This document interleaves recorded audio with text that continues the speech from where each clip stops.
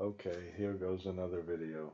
In this video, I'm going to explain how to use and modify and how this file that I've created that reads a PDF and reformats a PDF file works. So if you have my Dropbox, one of the places I put the file, I put it in a couple of places. I put it in Excel utilities, and it's a file named read PDF to Excel. So there's an auto open program that tells you if you want to reformat after they've been cleaned up, after the PDF has been cleaned up, press Shift Control R. If you um, if you want to clean up the data, you press Shift Control S. So when you open the file, you get a normal kind of table of contents. In the auto open program, and all of the macros, of course, are available for you to look at, but in the auto open program, I tell you, okay, if you press Shift Control R, Shift Control S, Shift Control T, you get something. Shift Control H gives you a little help. It says, well, if you want to clean up the data, you better press Shift Control S, and then you can make the data into text to columns by pressing Shift Control T. Once you've done that, you can reformat the data. That's actually in a macro called read stuff. And you do that by, you get that by pressing Shift Control, it says S, I believe that's a mistake. It should have said R. Uh-oh, I'll fix that. All right, so maybe we'll start with the kind of the general process, and then I'll show you how one is actually made. Here's a file, I guess it's an annual report file with 1, 2, 3, 4, 5 years of data, typically kind of financial statement or anything else.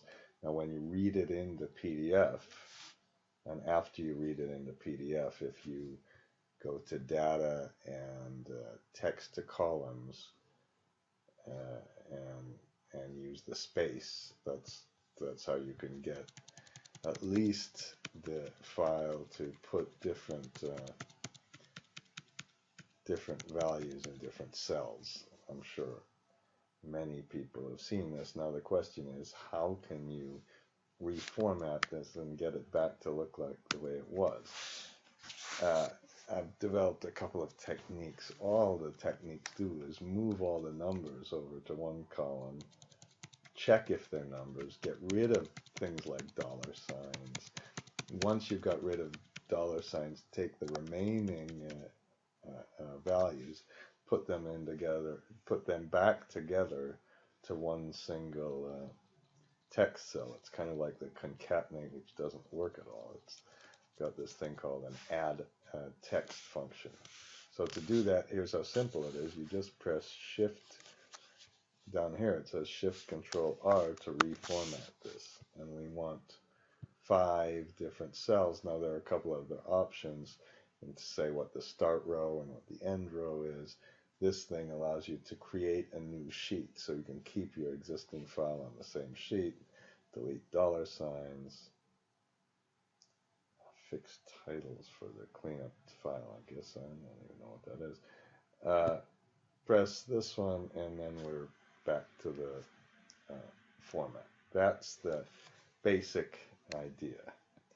Now, unfortunately, when you read files sometimes, you have these problems.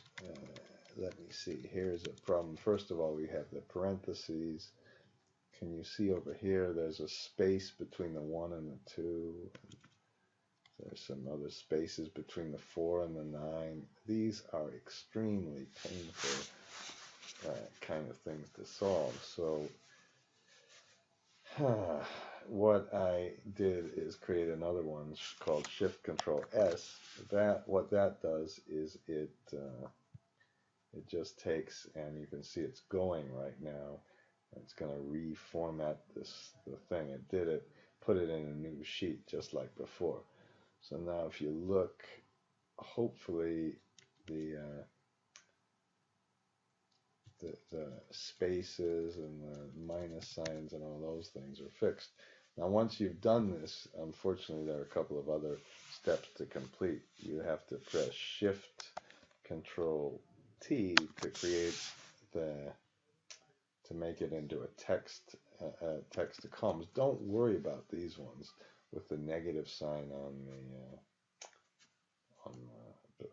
with the equal sign. That's all fixed with the other program, and then I don't think I had to do that.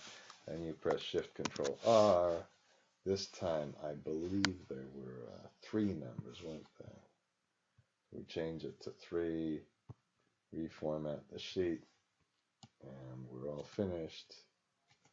And I hope, I can't remember, but I hope it fixed those other things that we were looking at as well. If you if you want to look at how these things actually work, go to your macros and go to a macro called read stuff. It's not all that complicated. That's how long the macro is. It's a few lines. You just this is the first place where you just move the numbers around, and then there's another macro that then just puts the text in the one column, and you're finished. And then I just put a little shortcut key on the macro. The other one, actually cleaning up the file, is a little more painful. This is the Shift Control S one. There are these things where I adjust for the dollar signs, the minus, the spaces, the dashes, and for each one you have to go through it. But you can just look at these programs. If you run into difficulties yourself, you can of course call me, but you can also try to modify the macros yourself. I hope you might find this useful. Now finally, I'm going to close this file and here's why I'm going to close it. Go ahead and save it. It's because when you run, if you would read a new program, it would automatically do make the text into columns, which we actually don't want to do. So I'm going to go to a case study. When I started doing this, I'm very interested in this whole business of shale gas and what kind of IRRs and returns and just how profitable these companies really are. So I think I have some annual reports here. Is that, excuse me, no, the shale gas cases. So I took this company, there were 2 companies. Quicksilver is not doing so well, and this one called Range Resources seems to be doing a little bit better.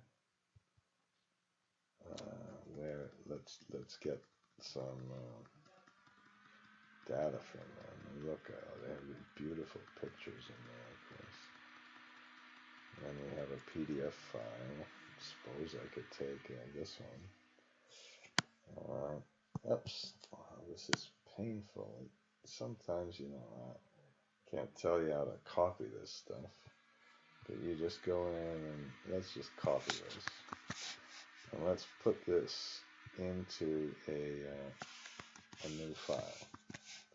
Aha, see this already made it into text to comms. Apparently I had to close down all of Excel. Now luckily doesn't look like there are any serious problems.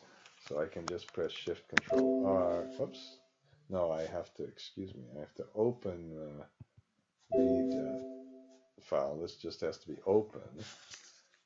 Control Tab, Shift Control R, and how many? This time we had, again, 3.